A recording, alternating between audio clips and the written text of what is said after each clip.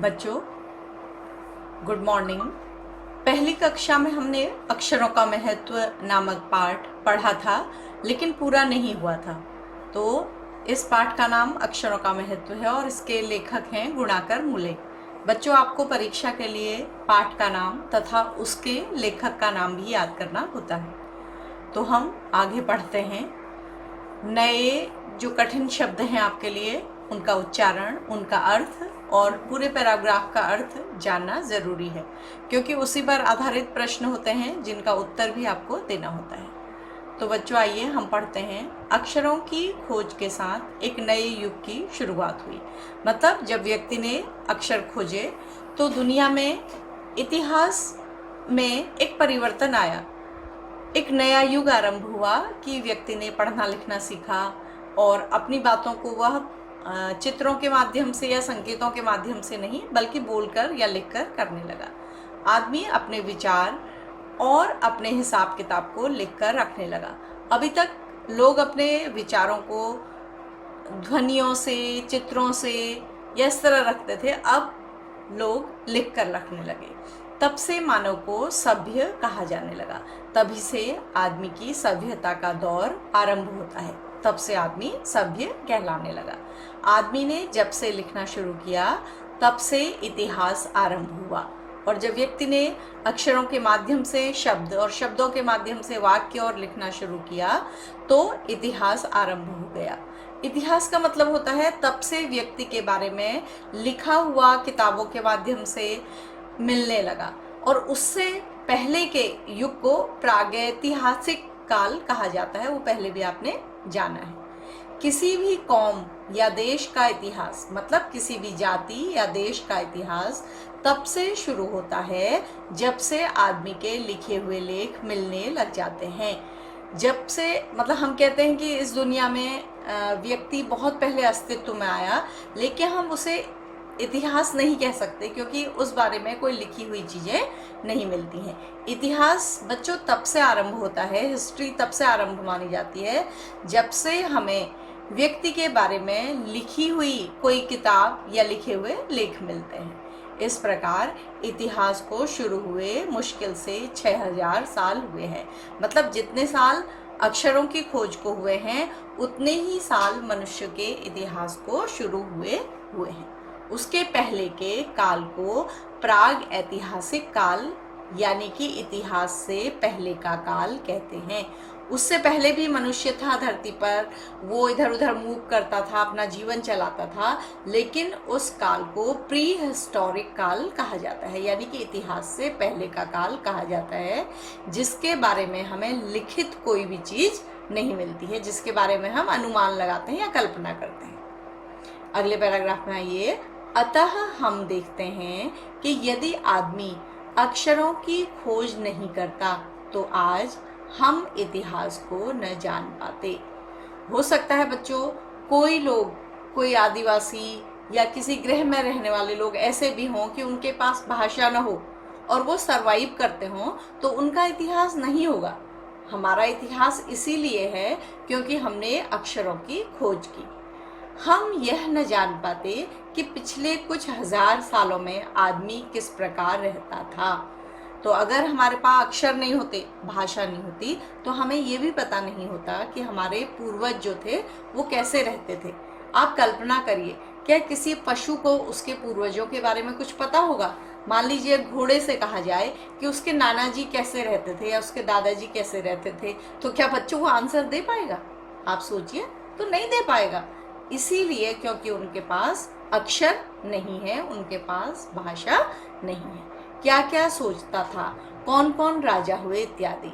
तो हमारी सोच क्या थी, हमने कौन सी वैज्ञानिक खोजें की, हमारे देश में कौन कौन से राजा हुए, कितने युद्ध हुए, अगर हमने अक्षर नहीं खोजे होते तो ये हमें पता नहीं होता। जैसे बच्चों जंगल में भी देखिए आप, लड़ाइयाँ होते रहती है जानवरों के बीच में, और अपने अपनी जैसे कोई तालाब होगा उसमें पानी पीने के लिए झगड़े होते रहते हैं, और पशुओं के छोटे छोटे झुंडों में झगड़े होते रहते हैं। लेकिन वो झगड़े केवल वर्तमान में ही होते हैं, उनका कोई भविष्य या उनका कोई भूतकाल नहीं होता। अगर कोई जानवर से, शेर से पूछेगा कि तुम्हारे परिवार में कितने बार हमले हुए हैं या कुछ हुए हैं, तो वो कुछ बता नहीं पाएगा। तो यही मनुष्य की खासियत है कि उसके पास अक्षर जैसी एक विद्या है। अगले पैराग्राफ में आइए। अक्षरों की खोज मनुष्य की सबसे बड़ी खोज है। जैसे बच्चों हमारे पास भाषा या बोलना, अपनी बात को समझाना एक बहुत बड़ी नियामत है, वरदान है, वैसे ही अक्षरों की खोज करना भी मनुष्य की बहुत बड़ी खोज है। अक्षरों की खोज करने के बाद ही मनुष्य अपने विचारों को लिखकर रखने लगा। अगर हमारे पास अक्षर नहीं होते तो हम जो सोचते या हमारे पूर्वजों ने हजारों साल पहले जो सोचा था वो हमारे पास नहीं होता। सोचिए कोई साइंटिस्ट कुछ खोज करता और उसके पास अक्षर नहीं होते, भाषा नहीं होती, तो वो खोज उसी के साथ क्या हो जाती, समाप्त हो जाती। इस प्रकार एक पीढ़ी के ज्ञान का इस्तेमाल, पीढ़ी कहा जाता है बच्चों, जैसे मान लीजिए मेरे दादाजी हैं, फिर मेरे पापा हैं, फिर मैं उनकी बेटी हूँ, तो ये परिवार में पीढ़ियाँ कही जाती हैं। ठीक है, तो इस प्रकार एक पीढ़ी के ज्ञान का इस्तेमाल दूसरी पीढ़ी करने लगी। तो अक्षरों के बाद से ही जो हमारे पूर्वजों का ज्ञान था उसका इस्तेमाल हम अपने अगले आने वाले पीढ़ियों के लिए करने लगे। वो लोग सीखने लगे और उस ज्ञान को क्या बढ़ाने लगे, आगे बढ़ाने लगे। अक्षरों की खोज करने के बाद पिछले 6000 सालों में मानव जाति का तेजी से विकास हुआ। तेजी से विकास क्यों हुआ? क्योंकि हमारे पास अनुभव था, हमारे पूर्वजों ने क्या विकास किया, कैसे उन्नति की, और उस उन्नति को हम और आगे कैसे ले जाएं। मान लीजिए न्यूटन ने, आप विज्ञान में ही ले लीजिए, न्यूटन ने कुछ ढूंढा तो अगला आने वाला वैज्ञानिक जो होगा वो उससे आगे की कुछ खोज करेगा, क्योंकि उसके पास एक रास्ता है खोज करने का। उसके पास खोजी हुई कुछ चीजें हैं जिन्हें उसने भाषा के माध्यम से जाना है। तो इस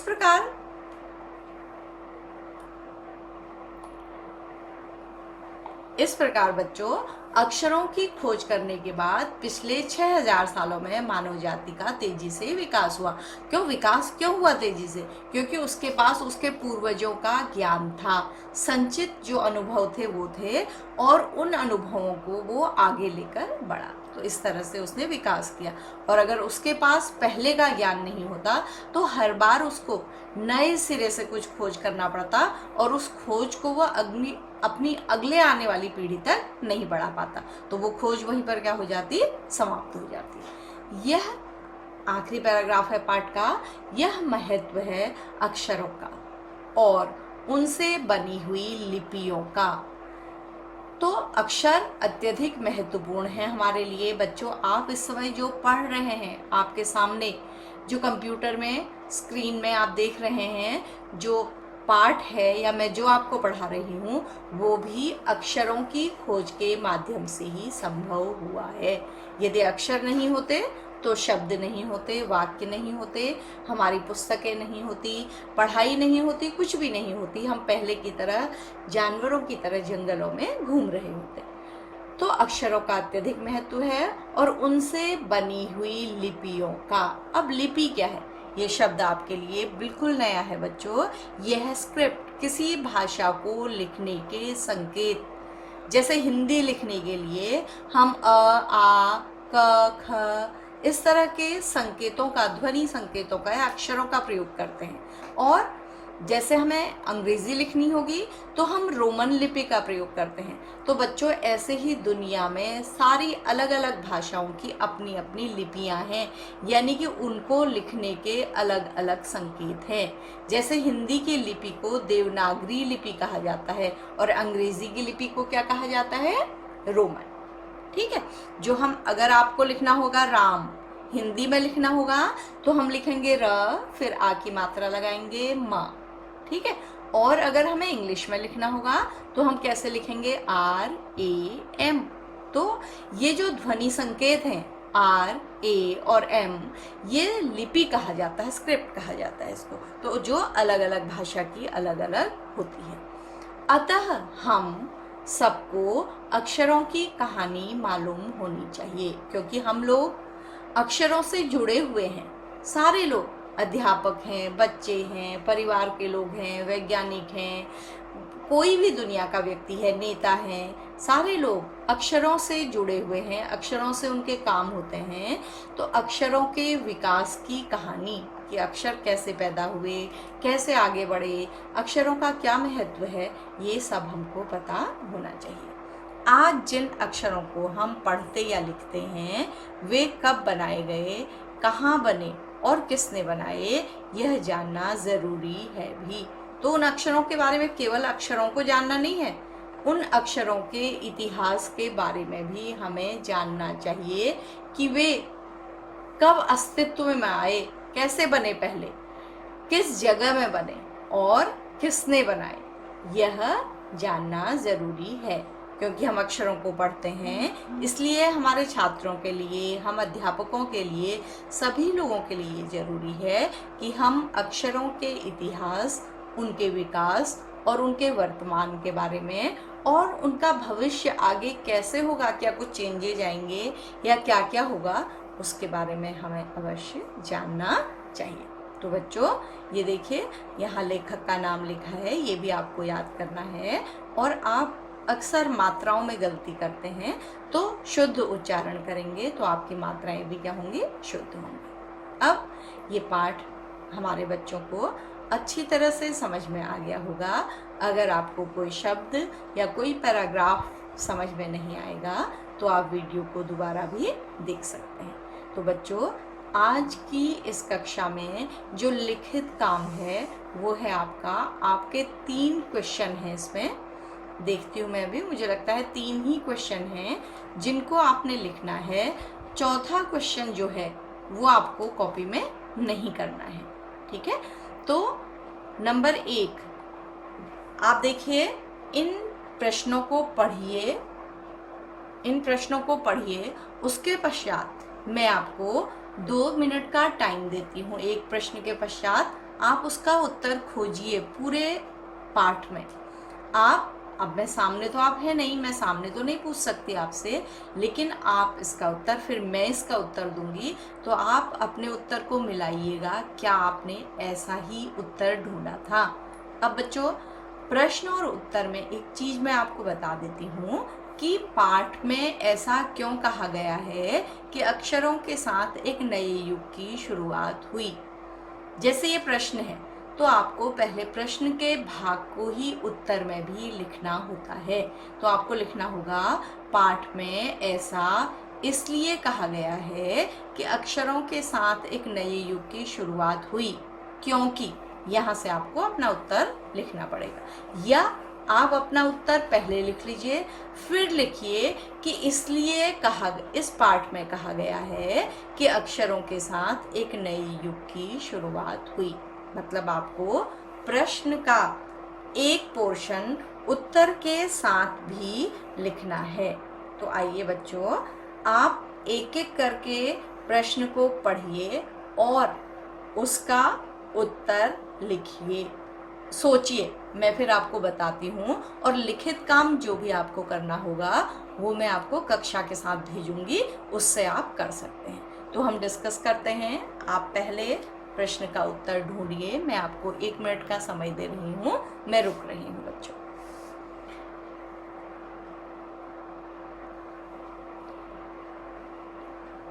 हाँ बच्चों, तो आपने ढूंढा, प्रश्न मिला आपको।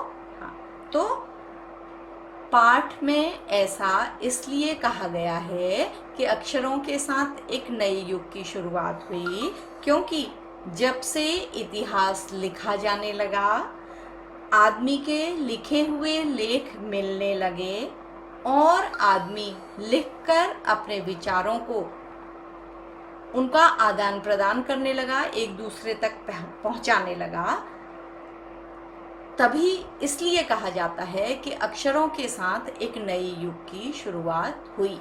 क्योंकि तब तक व्यक्ति कैसा था, वो इधर उधर घूमता था, उसकी जिंदगी सभ्य मनुष्य की तरह नहीं थी। तो इसका लिखा हुआ आंसर भी आपको अटैचमेंट के साथ मिल जाएगा। दूसरा प्रश्न देखिए, मैं फिर रुकूंगी थोड़ा सा। अक्षरों की खोज का सिलसिला कब और कैसे शुरू हुआ, पाठ पढ़कर उत्तर लिखो। सोचिए, ये भी आपको मैंने बताया था तो बच्चों मिला आपको। इसका उत्तर है लगभग 6000 साल पहले अक्षरों की खोज का सिलसिला शुरू हुआ, जब व्यक्ति उससे पहले चित्रों के माध्यम से, फिर भाव चित्रों के माध्यम से अपनी भाषा को एक दूसरे तक पहुंचाता था, लेकिन उसके पश्चात उसने अक्षरों की खोज की। ठीक है, तीसरे प्रश्न पर आइए। अक्षरों के ज्ञान से पूर्व मनुष्य अपनी बात को दूर दराज के इलाकों तक पहुंचाने के लिए किन किन माध्यमों का सहारा लेता था? ये भी हमने समझा है, पाठ में अच्छी तरह से पढ़ा है। मैं रुक रही हूँ, उसका उत्तर ढूंढिए आप, फिर मैं बताती हूँ।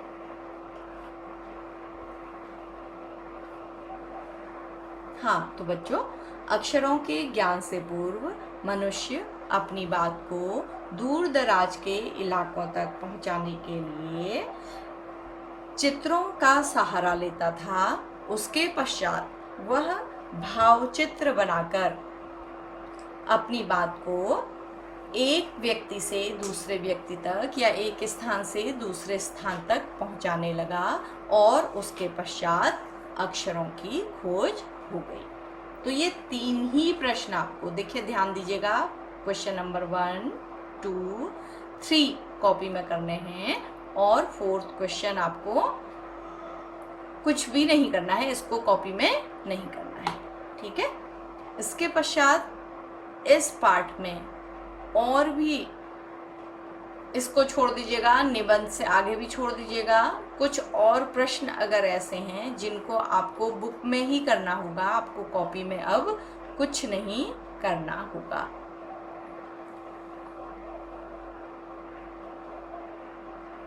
मैं देखती हूँ बच्चों, कुछ ऐसा है जो आपको भाषा की बात में, जो ये भाषा की बात दिख रहा है, इसको देखिएगा आप। जैसे यहाँ पर क्या है बच्चों, एक सफल शब्द है, उसमें अ उपसर्ग लगाकर उसका क्या बना दिया है,